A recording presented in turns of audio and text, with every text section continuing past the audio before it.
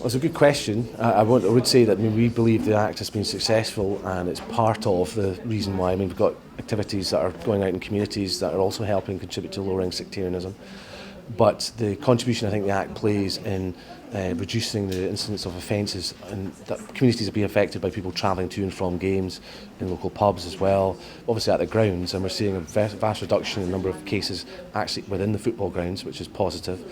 We now have to see what we can do to reduce the concentration of offences that are now increasing in the streets and transport to and from games. Although the numbers overall are coming down, they're more likely to be concentrated in those areas now, so that's where the focus probably has to be.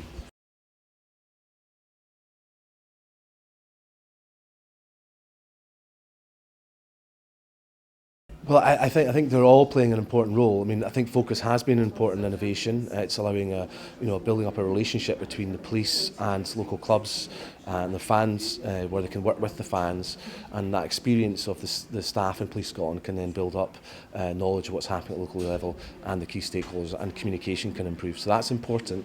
But the Act itself also helps in reducing offences in the ground. It provides an incentive for people to moderate their behaviour, and that's important. So it's all part of a package, and each and every part of it's important. So I don't want to just put it all in the Offensive Behaviour Football Act and threatening communications, but it is an important part of the picture.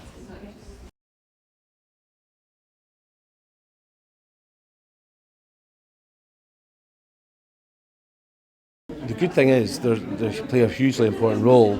It is for the football authorities and the clubs to determine what they do, and I want to put that on the record. But we know there's a lot of good activity going on, both, for example, Celtic, Rangers, Motherwell, Hamilton, other clubs which are involved in packages to try and help educate fans as to the risks of indulging in this kind of behaviour.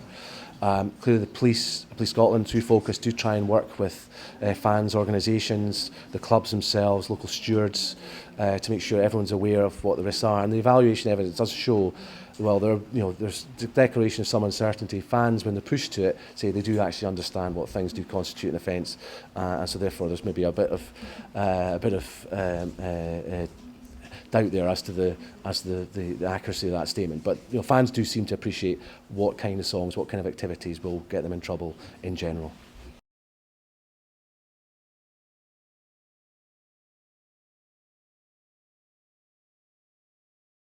Well, the Act is couched in terms of things that might be offensive to a reasonable person, and it's deliberately done so because obviously it's difficult to judge.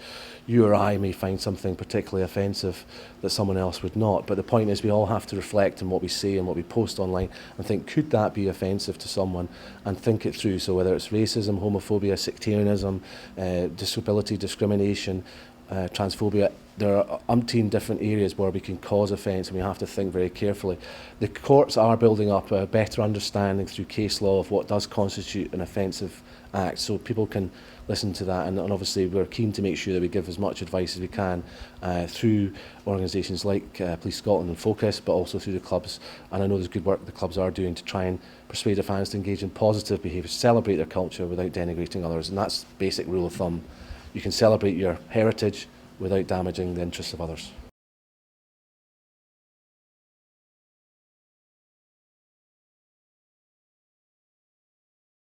Well, we know for a fact that there's very strong support among the public for the Offensive Behaviour at Football and Threatening Communication Act. People want to see legislation to have criminal offences to tackle things like sectarianism, offensive behaviour. But we also do reflect the fact we want to avoid people being criminalised if we can avoid doing so.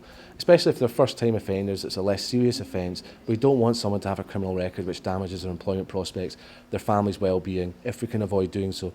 So what the work that Sacro does is hugely significant in and extending that nationwide as well, to allow an opportunity to have an alternative, what they call a disposal, for the courts to say, rather than sending someone to court to prosecute them, perhaps end up with a fine or criminal conviction and maybe a custodial sentence in some cases.